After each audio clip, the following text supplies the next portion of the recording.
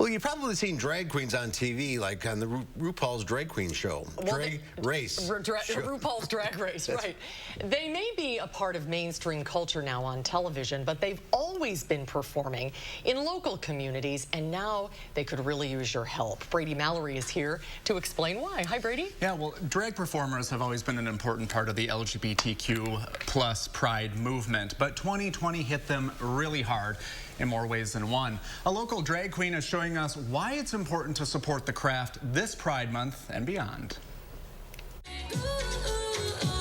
On center stage, Persephone B. Diamond shines bright indeed, but backstage is where she comes to life. So I always block out my eyebrows first, my boy eyebrows, with a glue stick. It takes a lot of glue. I can usually do my makeup pretty quickly. Glitter and glamour for Yair Rivas to create an illusion. Being in drag, you get to create your own persona. You're in charge of everything that you do on stage. Rivas has been performing in drag as Persephone for 5 years and counting.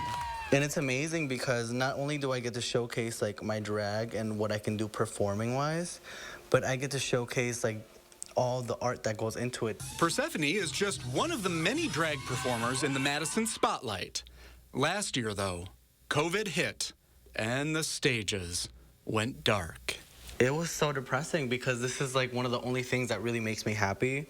When bars like Five Nightclub had to close and then adapt to COVID regulations, drag performers like Rivas lost their gigs. I think some people thought it was just going to be temporary, but then when it became apparent that it was just going to keep going on, I think everybody assumed crash positions. It had a devastating effect on the drag community because the shows are either primary sources of income for many performers. For others, it's the only source. You kind of lose like hope. Rivas and others had to adapt in order to pay the bills. Losing money was hard enough, but the pandemic came with an even greater cost. You feel a little like that person should be here too. One of their own, Vanilla Diamond, had COVID and died.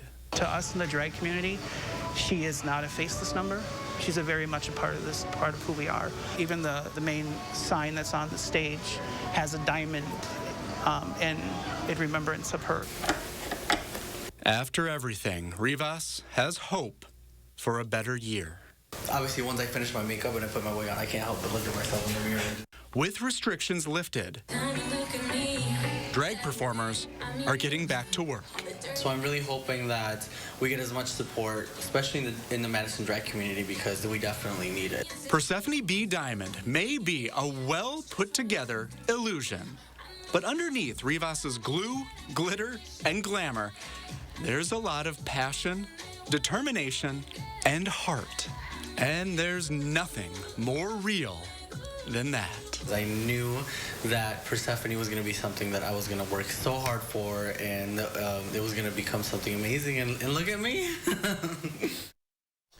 Well, you can support local drag performers by going to their events. The easiest way to find a list is just Google Madison WI drag shows, and that will give you a list of the performances coming up. And I'm always impressed with how the transformation goes, starting from, you know, one end to the other, and then you get a show. How long did it take to get in full costume? When we were there, it took Persephone about 40 minutes. So That's what you take in here. oh yeah. He's not kidding. It takes a lot to. Yeah, and the drag queens are so important to the current movement because they started it all in 1969 at the Stonewall Riots. So it was drag queens that fought back to the police. Yes, that is correct. So, and that's they make a lot of them make their money off of tips, and you know, the more people go to shows, the more that they're there in the community. So get out and support them. Yeah, it's good to have them back. Thank you, Brady. Thanks, Brady.